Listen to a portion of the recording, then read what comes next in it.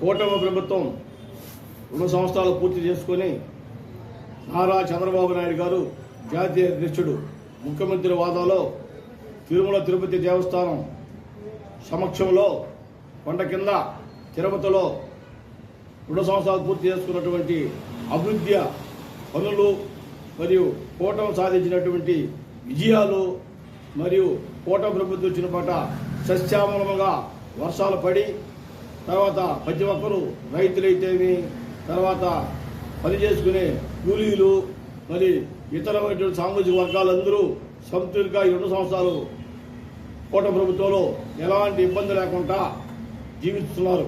కావున సదరు విషయమును ప్రజల్లో తెలిపేదానికి బహిరంగమైనటువంటి మీటింగు రేపు అనగా 12/6/2026 సంవత్సరం తిరుమల వెంకటేశ్వర స్వామి సన్నిధిలో మన రాష్ట్ర ముఖ్యమంత్రి గారు బ్రహ్మాండంగా మీటింగ్ తలపెట్టారు.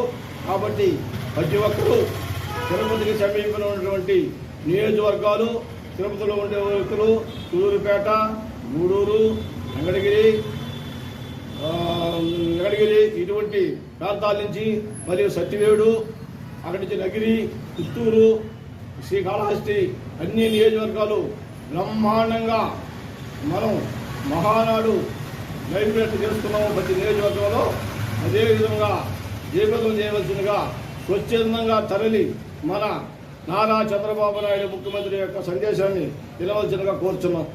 జై చంద్రబాబు, జై తెలుగుదేశం.